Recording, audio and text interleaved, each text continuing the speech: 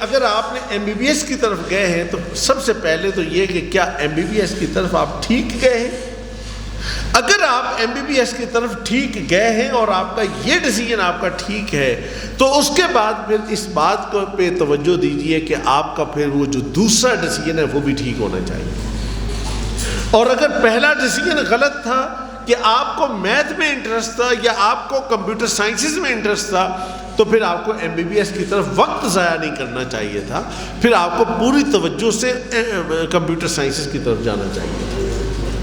لیکن ہم جب اس طرح کا رویہ اپناتے ہیں تو اس کا نقصان ہوتا ہے۔ الائیڈ ہیلتھ سائنسز میں جیسے میں پہلے بتا چکا ہوں D P T, vision sciences, medical laboratory and technology اور میڈیکل امیجنگ ٹیکنالوجی وغیرہ، یہ سارے شعبے موجود ہیں۔ بی ڈی ایس یہ 4 سالہ پروگرام ہے اور اس کا merit M B B S سے تھوڑا سا نیچے ہوتا ہے۔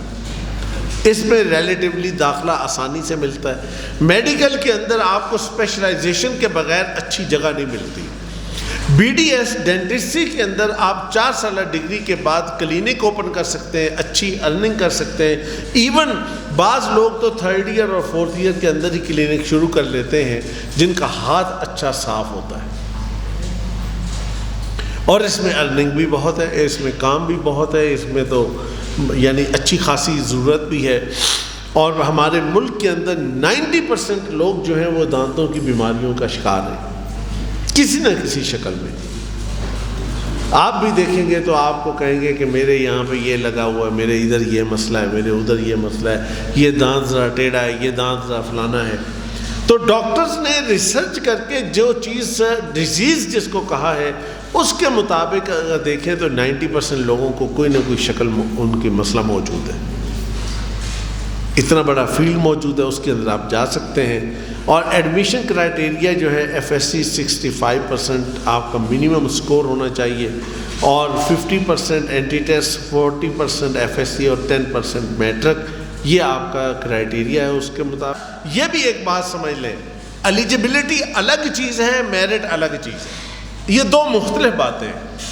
ایلیجبلٹی کا مطلب یہ ہوتا ہے کہ اگر آپ کے اتنا سکور ہے تو آپ اس شعبے میں اپلائی کر سکتے ہیں، اور میرٹ کا مطلب یہ ہوتا ہے کہ آپ جب سارے بچے اپلائی کریں گے اور ٹیسٹ سے گزریں گے تو اس کے بعد پھر جو مثلا فرض کیا کہ ایک لسٹ بنتی ہے اور اس لسٹ کے اندر ٹوٹل کے پی کے سارے بچے ملا کر کوئی 80,000 بچہ بنتا ہے، فرض کیا 80,000۔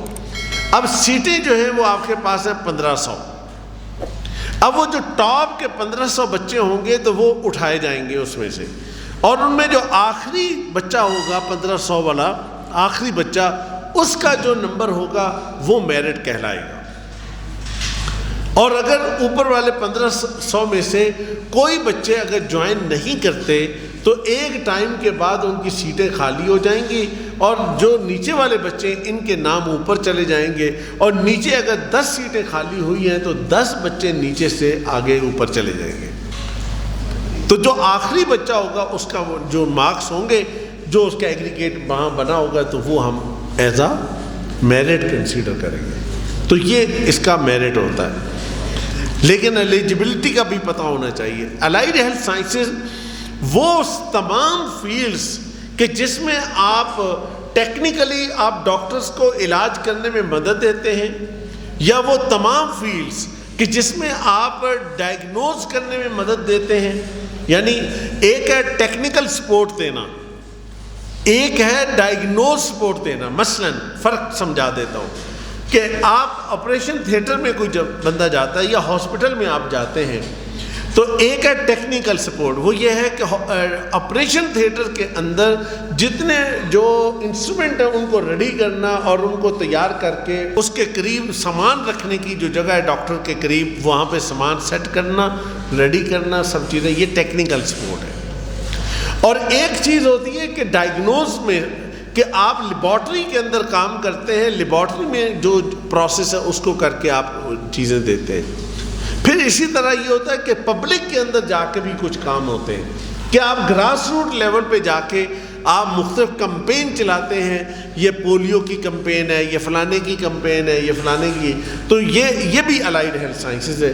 تو بنیادی طور پر علاج کرنے کے لیے جتنی بھی سپورٹ دی جاتی ہے وہ الائیڈ ہیلتھ سائنسز سے دی جاتی ہے۔ تو یہ شعبے جو ہیں اپنی جگہ ان کی بہت امپورٹنس ہے۔ پاکستان میں 118 ٹوٹل شعبے ہیں جو میڈیکل اور الائیڈ ہیلتھ سائنسز میں چیزیں چل رہی ہیں۔ اب یہاں پر میں آپ کو ایک چیز اور دکھانا اور سمجھانا چاہ رہا ہوں۔ آپ کو کالم صحیح نظر آ رہے ہیں یا نہیں؟ اگر آ رہے ہیں تو میں ان کو ریڈ آؤٹ کرنے کی ضرورت میں حال نہیں ہے، میں بیسک بات آپ کو سمجھاتا ہوں۔ دیکھیں، جتنے بھی 118 فیلڈ ہیں، 118 فیلڈ کو آپ 4 حصوں میں ڈیوائیڈ کرتے ہیں۔ ایک وہ ہے کہ جس میں کلینکل سائڈ ہے، کہ جس میں بچے لوگ جو ہیں، ڈاکٹر جو ہیں وہ کلینک میں بیٹھ کے علاج کرتے ہیں اور اسٹوڈنٹ کو، اپنا پیشنٹ کو وہاں پہ ٹریٹ کیا جاتا ہے۔ تو یہ جو پہلی بلو لائن ہے یہ ساری کی ساری وہ والی لائن ہے۔ اس کے بعد ہے اورنج، وہ ہے بیسک، یہ ریسرچ والی فیلڈز ہیں ساری۔ بیسک وہ ہیں کہ جو ساری کیا ہوتا ہے اس میں ریسرچ ہوتی ہے۔ تو آپ میں سے وہ کہ جو کلینک کو پریفر کرتے ہوں کہ یار میرا ایک کلینک کا سیٹ اپ ہونا چاہیے، وہاں لوگ آئیں، میرے سے دوائی لیں، میرے سے علاج کرائیں، میرے سے کچھ کریں، تو پھر بلو والی سائڈ ہے۔ اور اگر آپ کہتے ہیں کہ ریسرچ یا پیشنٹ کو چھوڑو یار ریسرچ کرو، تو پھر اورنج والی لائن ہے۔ اس کے بعد ہے پبلک اور مینجمنٹ، یہ بھی ایک کام ہوتا ہے۔ مثلا ہاسپٹل ہے تو ہاسپٹل کو چلانا بھی تو ایک کام ہوتا ہے نا، یہ ایک بہت مشکل کام ہوتا ہے۔ تو کون چلائے گا؟ وہ چلائے گا کہ جس نے مینجمنٹ پڑھی ہو لیکن اس نے ہیلتھ سائنسز بھی پڑھی ہو، اس کو کہتے ہیں پبلک ہیلتھ۔ یہ ایک الگ مضمون پڑھایا جاتا ہے پبلک ہیلتھ کا، اور آپ اس میں جا کے آرام سے جا کے بہترین جگہ پہ کام کرتے ہیں۔ ایک اسٹوڈنٹ تھے کہ جنہوں نے فارمیسی کیا تھا، تو انہیں میں جانتا بھی تھا، تو وہ یہ ہوا کہ وہ پریشان تھے کہ کیا کیے، تو ان کے ایک دوست نے کہا کہ آپ نا ان کے پاس جائیں، الماس صاحب کے پاس، وہاں ملیں۔ جب وہ مجھے ملا تو میں نے اس سے کہا کہ آپ ایسا کریں پبلک ہیلتھ میں جائیں۔ کہتے سر یہ تو میرا فیلڈ نہیں چینج ہو جائے گا؟ میں نے کہا نہیں ہوگا، آپ جائیں پبلک ہیلتھ۔ خیر اس نے بات مان لی اور پبلک ہیلتھ میں چلا گیا۔ جب وہ پبلک ہیلتھ میں گیا تو اس کے بعد کچھ عرصے کے اس نے ایک چھوٹے ہاسپٹل میں کام کیا، اور آج وہ بچہ 1 سال کے بعد اس نے شفٹ کر لیا تھا، تو وہ ایک میڈیکل کالج کے ایک ٹیچنگ ہاسپٹل کا MS بن کے اپنا کام کر رہا ہے۔ ینگ ہے، بالکل ینگ، سو ینگ۔ تو یہ چیز کیا ہوتی ہے؟ یہ دراصل اصل پوائنٹ یہ ہوتا ہے کہ آپ اپنے کے بارے میں سمجھیں کہ آپ کس فیلڈ کے لیے زیادہ مناسب۔ اب اس کے بعد ایک اور ہے لیبارٹری، کہ جو میں نے ڈائگنوسس کا بات کی تھی، تو یہ وہ والی فیلڈ ہے۔ تو یہ 4 فیلڈز ہیں، ان میں سے آپ کو ڈیسائیڈ کرنا ہوگا کہ آپ کدھر جائیں گے۔ اس کے بعد ہے ہائی میرٹ، لو میرٹ اور ایمرجنگ فیلڈز۔ اب مثلا بلو میں ہائی میرٹ فیلڈز ہیں سارے۔ ہائی میرٹ کیوں ہے؟ نرسنگ کی ڈیمانڈ زیادہ ہے، پلس اس کی جاب مارکیٹ بہت اچھی ہے۔ میڈیکل MLT MIT کیوں زیادہ ہے؟ ڈائٹ اینڈ نیوٹریشن اور فزیو تھراپی، یہ کیوں آگے چلے گئے؟ اس لیے کہ سوسائٹی کے اندر آج ان کی ضرورت ہے۔ لائف اسٹائل ایسا ہو گیا ہے کہ آج فزیو تھراپی کی ضرورت ہے۔ میرا کام ہے، میں اپنے آپ کو لے کے چل رہا ہوں، اور لیکن یہ ہے کہ میرے پاس ٹائم کم ہوتا ہے کہ جناب میں ورک آؤٹ نہیں کرتا، میں ایکسرسائز نہیں کرتا، بھاگ دوڑ نہیں کرتا، باڈی کو مضبوط نہیں کرتا، لہذا میری باڈی کمزور ہے۔ تو جب باڈی آپ کی ویک ہوگی آپ کام نہیں کر سکیں گے، تو اس گیپ کو فل کون کرے گا؟ فزیو تھراپسٹ کرے گا، وہ پھر آ کے آپ سے کچھ کام کروائے گا۔ تو اس طرح سے یہ جو ان کی ڈیمانڈ بڑھ جاتی ہے تو پھر اس کی ریکوائرمنٹ بڑھتی ہے، تو پھر اس کے لیے اور چیزیں آ جاتی ہیں۔ تو لہٰذا یہ وہ فیلڈز ہیں۔ اسی طرح لو میرٹ کہ جن کی بہت زیادہ ڈیمانڈ ظاہر نہیں ہے اور جن کی ویسے بھی ذرا لک شک نہیں ہے۔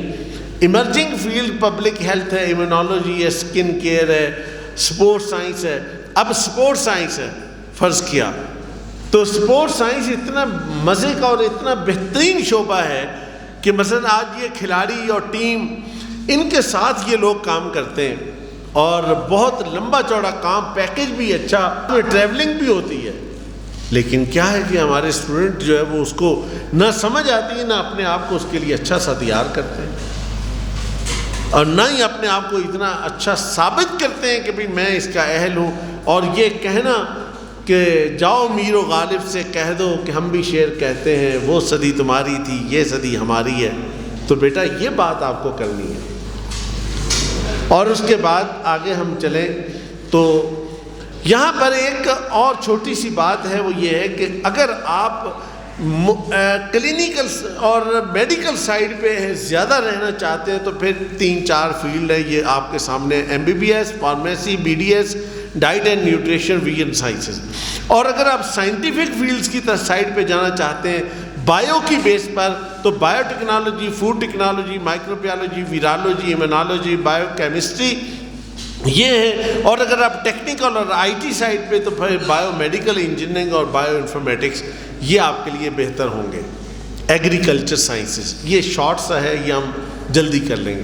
ایگریکلچر سائنسز کے بارے میں بھی یہ کانسیپٹ ہے کہ یہ شاید ایسی ویسی بات ہے، گپ شپ نہیں ہے، بہترین شعبہ ہے، پیسہ بھی بہت ہے اس کے اندر، اور اس میں ایسے شعبے ہیں کہ جن میں آپ ریسرچ بھی کر سکتے ہیں، ایسے شعبے ہیں کہ جو کلینیکل ہیں، ایسے شعبے ہیں جو لیبارٹری والے ہیں، ایسے شعبے ہیں کہ جن کے اندر آپ آرٹ اینڈ ڈیزائن کا کام کر سکتے ہیں۔ مثلا ہارٹیکلچر کیا ہے؟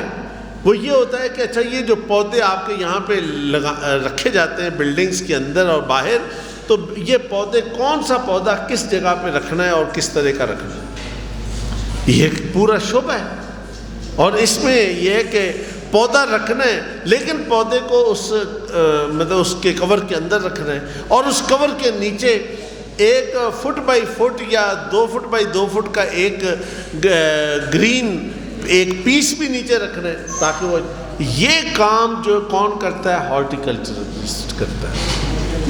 اور اس کا یہ ہوتا ہے کہ وہ ایک بڑے بڑے اداروں کے اندر ہر جگہ پہ اس کی جاب مارکیٹ، گورنمنٹ میں بھی ہے، پرائیویٹ میں بھی ہے، اور اس میں پھر یہ، اور اس کے ساتھ ساتھ یہ کہ ہمارا ملک چونکہ ایگریکلچر کا ہے تو ہم اس کے اندر اپنی پروڈکشن کو بڑھا سکتے ہیں، بشرطے کہ ہم اس چیز کو سمجھتے ہوں اور اس کام کو کرتے ہوں۔ لیکن اگر ہم اس چیز کو نہیں سمجھتے اور اس کام کو نہیں کرتے تو پھر بیٹا کچھ بھی اس کا حل نہیں کیا جا سکتا۔ اور ہم یہ کہتے ہیں کہ جناب ہمیں تو ایک آفس والی جاب چاہیے، اور بھلے ہمارے پاس جتنی اچھی زمین کیوں نہ ہو، تو ہم کہتے ہیں کہ نہیں یار یہ کام نہیں ہو سکتا۔